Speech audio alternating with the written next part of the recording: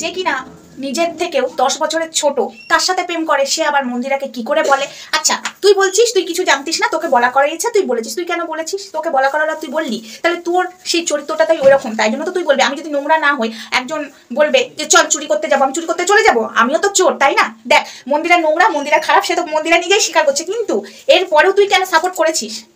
সেটার আগে উত্তরটা দে। তুই এত কথা এখন বলছিস কেন?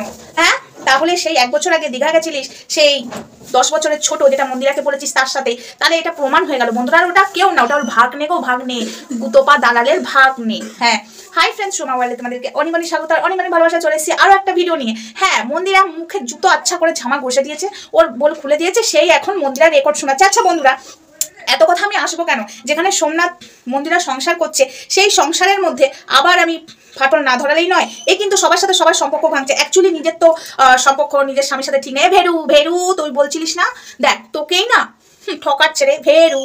ভেরু তোকে ঠকাচ্ছে। তোর বউ যে 10 বছরের ছোট তোর বইয়ের থেকে, তার সাথে প্রেম করে, পরকিয়া করে, তবেই না পরকিয়াকে সাপোর্ট করেছে। ওই জন্য তুইও জানিস বইয়ের টাকায় তো বসে বসে খাস না, তাই তো তুই কাপুরুষের মতো জেনেও চুপ করে থাকিস। দেখ তোর ভাগনার সাথে আছে, ওই জন্য যখন যাচ্ছিল কেঁদে মরে যাচ্ছিল ভাগনা, ডাল মে কুছ থোড়া নেই পুরাই কালা, সেটা মন্দিরা ফাটিয়ে দিয়েছে বোম ফা। আচ্ছা বন্ধুরা, আবারও একটা কথা বলছি, কমিউনিটিতে কাকে তুলেছে তাহলে বুঝতে পারছো কার সাহায্য নিয়ে আবার মন্দিরার সংসার ভাঙতে চলেছে।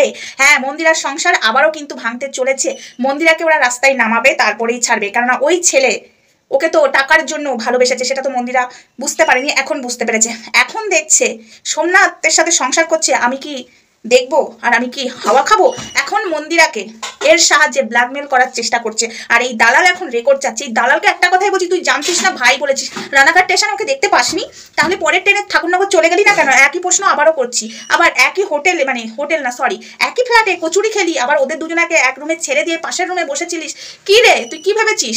তারপরে যখন কোথায় ঘুরতে গেছিল, ভিডিও কল করেছিল, তখন স্ক্রিনশট মেরেছিস। এগুলো কি তুই না জেনে করেছিস? তুই জানতিস না ও পরকিয়া করছে ওর সাথে? তুমি নাটক মারাচ্ছ, এখন মন্দিরাকে ফাঁসাচ্ছ। মন্দিরা তো নোংরা, মন্দিরা তো নিজে বলে দিয়েছে, বাট মন্দিরা সৎ সরল নরম মানুষ। হ্যাঁ, ও সবার সামনে কাদা মেখে ফেলেছে। তুই কি জিনিস বলতো? মাছ ধরিস, কাদা মাখিস না, বুঝেছিস? লজ্জা লাগে না? ঠিক বলেছিলাম, পরকিয়াকে সাপোর্ট করে সে আবার বড় বড় কথা বলতে আসে, ভাষণ ভাষণ, লজ্জা লাগে না? এখন কিন্তু সোমনাথ মন্দিরাকে সংসার করতে এরা দেবে না, সংসার ভাঙার জন্য উঠে পড়ে লেগেছে। আমি যতদূর জানি সোমনাথ এটা করবে না, কিন্তু চেষ্টা চালিয়ে যাচ্ছে। আচ্ছা তোর লজ্জা লাগে না? এই টপিকটা থেকে তুই সরে যা। মন্দিরা কি আগে মুখ খুলতে এসেছিল না? মন্দিরা তোকে নিয়ে কিছু বলেছিল? ও তোর মতো ব্লগ দিচ্ছিল, তুই তো মন্দিরার বরকে খিস্তি মারছিলিস। হ্যাঁ, যেই মুখ খুলেছে তাই সেই তোর জ্বলন হয়েছে। এরপরে আমি আশা করি তুই যদি ভালো হোস, তাহলে মন্দিরাকে নিয়ে কিচ্ছু বলবি না, তুই তোর অন্য কন্টেন্ট দিবি। অবশ্য তুই যা রেন্ডি পারবে না, রেন্ডি এখন মন্দিরাকে নিয়ে বসে থাকবে। এবার বুঝুক মন্দিরা কার ঘাড়ে মাথা দিয়েছিল। শালা নিজে পরকিয়া করে, অসভ্য। নিজেও তো একটু বলেও দিলি, নিজের মুখে স্বীকারও করলি করেছি, বাট আমি সংসার ভেঙে যাইনি। না না না, খুব ভালো। ভেরুও সব জানে। অসভ্য মেয়ে ছেলে, লজ্জা লাগে না? সকাল সকাল তোকে জুতো পেটা করতে ইচ্ছা করছে বল? ভাজা কোথা করতে জীবনে সন্তান হবে না, আর সন্তান হলে আমি চাইছি সন্তান হোক, হয়ে তারপরে বুঝবি মর্মটা কি সন্তানের। তাছাড়া তুই মর্ম বুঝবি না, বাজারা মর্ম বোঝে না। বাজাদের সন্তান দেওয়া উচিত, ভগবান দেয় না কেন? অবশ্য জানে, এর ফলে যদি সন্তান দিই, নিজের সংসারের দিকে তো মন দেবেই না, সন্তানটাকেও খাবে, কারণ এরা তো পরের সংসার ভেঙে বসে সবসময়, পরের সংসারের দিকে নাক গলায়, ওই জন্য ভগবান দেয়নি।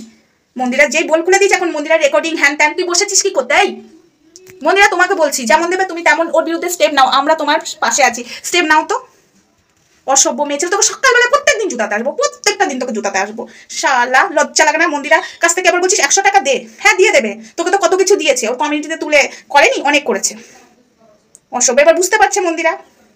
আমার একটা প্রশ্ন, আমি এত কথাই যাবো না, এখন কিন্তু হুলকে কমিউনিটিতে তুলেছে, বুঝতে পারছো? এরা দুজনের জোট বেঁধে কিন্তু মন্দিরার সংসার ভাঙবে। আমাদেরকে সতর্ক থাকতে হবে, আর সব থেকে সতর্ক তাদেরকেই থাকতে হবে, মন্দিরা আর সোমনাথকে।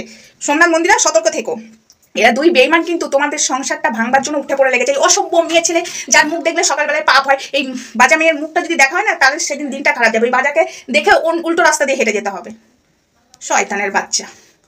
তো চলো টাটা, এই ভিডিওটা বলতে এইটুকুই। নেক্সট ভিডিওতে আসবো, তখন সঙ্গে থেকে ভালো থেকে সুস্থ থাকো। আমার কন্টেন্ট, হ্যাঁ অবশ্যই বিস্কুট দিতে আসবো, মেরি বিস্কুট কিনে এনে ছুটতে আসবো। তো চলো টাটা। হ্যাঁ, আরেকটা কথা বলতে আসছি, এই বিস্কুট পাঠা একসঙ্গে দেবো, ঠিক আছে? একসাথে দেবো, আলাদা করে এদেরকে প্রায়োরিটি দেওয়ার আমার টাইম নেই, এই ভিডিওতেই বলে দিলাম। তো চলো, আর এই যে গোড়ামুখী দালালটাকে প্রত্যেকদিন সকালে ওদম দিতে আসবো, ওদম। বাজাকে না সকালবেলাতেই মুড়ো ঝাঁটা মেরে বের করে দেওয়া উচিত।